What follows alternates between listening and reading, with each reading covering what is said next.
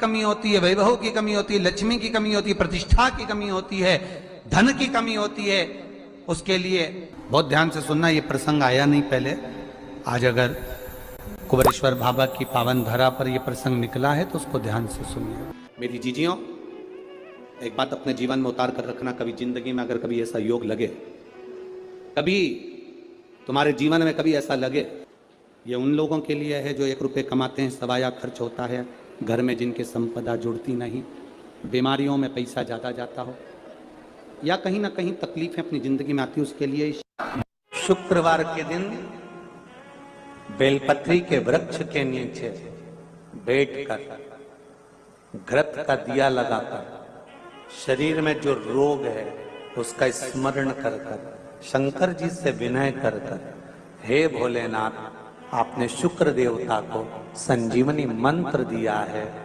तो क्या आप मेरे को वो मंत्र प्रदान नहीं करोगे? मेरे रोग, मेरी बीमारी, मेरे दुख को आप नहीं हरोगे? शिव से कहो, ये शरीर आपने दिया है और भजन करने के लिए दिया है, स्मरण करने के लिए दिया है, कीर्तन करने के लिए दिया है, तो संभालोगे भी आप। और बेलपत्री की ओर मुख कर घी का दिया लगाकर महामृत्युंजय मंत्र का स्मरण कर लेने पर धीरे धीरे धीरे धीरे धीरे धीरे वो रोग समाप्ति की ओर आता चले जाता है। कथा में कहा था कि हम बेलपत्री अगर खाते हैं तो शिवलिंग पे चढ़ी हुई बेलपत्र हम औषधि के रूप में भगवान से मांगकर फिर उसको खाते हैं, फिर उसको खाया जाता है।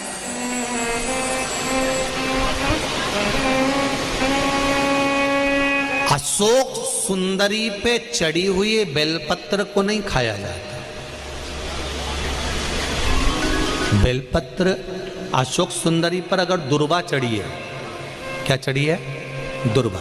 हाँ, कोई कोई तिथि ऐसी होती है, कोई कोई वार ऐसा होता है कि अशोक सुंदरी पे चढ़ी हुई बेलपत्र का भी हम सेवन कर सकते हैं। पर जहां तक हो शिव तत्व के लिए अगर औषधि के लिए पा रहे हैं तो शंकर जी के स्पर्श की होना चाहिए, और वो भी औषधि के लिए मांगे। तो पुष्पदंत की आदत थी, शंकर भगवान को जल चढ़ाकर जहां पर शिवलिंग रखा है कटी भाग का पूजन करता था, और उस पूजन से माता पार्वती प्रसन्न हो गई। तो पार्वती जी ने वर दे दिया, पुष्पदंत में तुझे वर देती हूं, तू मन से ओझल भी हो सकता है, प्रकट भी हो सकता है, शंकर जी की पूजन करने के लिए, शंकर जी की आराधना करने के लिए तू कोई रूप भी धारण कर सकता है और रूप से ओझल भी हो सकता है। तो पुष्पदंत क्या करता था, जब राजा चित्ररथ के बगीचे में जाता था, उद्यान में जाता था, तो रूप चेंज कर लेता था, बदल लेता था, दिखता नहीं था। गुप्तचर परेशान हो गए कि आखिर फूल पत्ती तोड़ता कौन, कौन आ रहा है, कौन बेलपत्री और फूल लेकर जा रहा है, कौन पुष्प लेकर जा रहा है, मिल नहीं रहा, पता नहीं चल रहा कौन है। राजा चित्ररथ ने कहा चिंता मत करो, कल मैं शंकर भगवान की जब पूजन करूंगा और शिव जी की पूजन कर कर जब मैं उठूंगा, उनका पूरा निर्माल्य जो शंकर भगवान पर चढ़ा होगा, फूल पत्ती सब उठा लूंगा, उठाकर मैं तुमको दे दूंगा। तुम एक काम करना, अपने बगीचे में जहां से प्रवेश करते हैं उस बगीचे के रास्ते पर बीच में देहली पर उस पुष्प को, निर्माल को, पत्तियों को डाल देना और उसके ऊपर एक कपड़ा बिछा देना। जो फूल पत्ती तोड़ने के लिए आएगा उसको मालूम नहीं पड़ेगा कि शंकर जी का निर्माल्य यहां पर पड़ा हुआ है, उसको लांग जाएगा।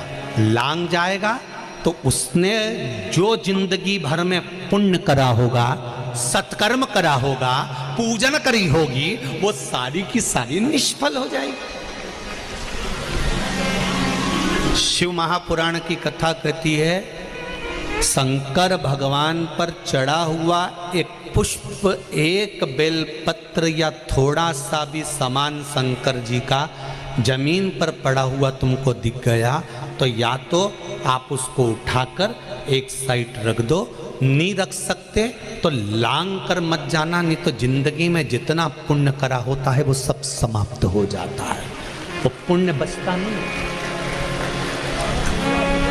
कथा कर रही है, बेलपत्री के पेड़ के नीचे शिवलिंग का निर्माण कर कर, उसका पूजन कर कर, आराधना कर कर, घी का दिया लगाकर शंकर भगवान के शिवलिंग का विसर्जन शाम के समय करे।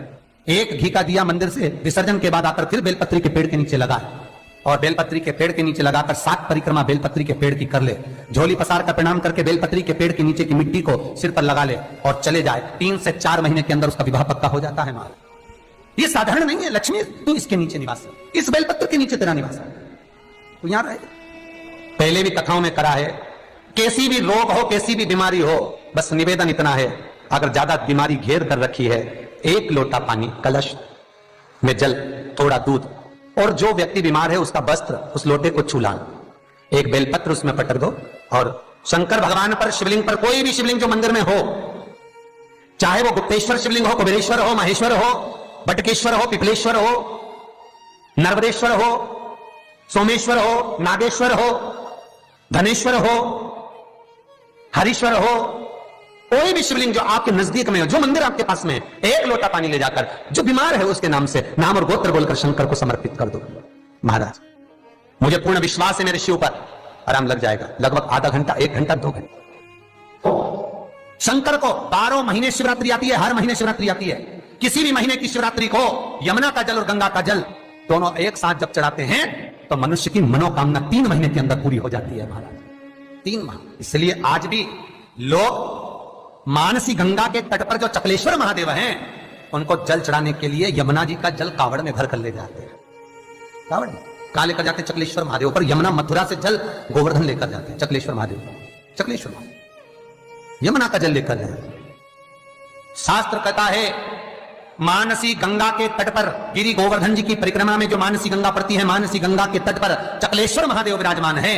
यमुना जी का जल भरकर जो प्रदोष के दिन चकलेश्वर महादेव को 3 बेलपत्र, 1 शमी का पत्र उसमें कलश में डालकर, 7 चावल के दाने उसमें डालकर, जिस व्यक्ति से पैसा लेना हो वो नहीं दे रहा हो, रुपया अड़ गया हो, कहीं व्यापार में डूब गया हो, धन नहीं आ रहा हो, वो जल जो शंकर जी को, चकलेश्वर महादेव को समर्पित कर देता है, उसका धन गया हुआ 6 महीने के अंदर उसके पास वापस प्राप्त हो जाता है। चकलेश्वर महादेव। मैं फिर निवेदन करूंगा, जीवन में अगर दुख है, तकलीफ है, कष्ट है ज्यादा, तो शमी वृक्ष की 108 पत्तियां, 133 पत्तियां, 111 पत्तियां, शमी वृक्ष की पत्तियों को लो, शंकर भगवान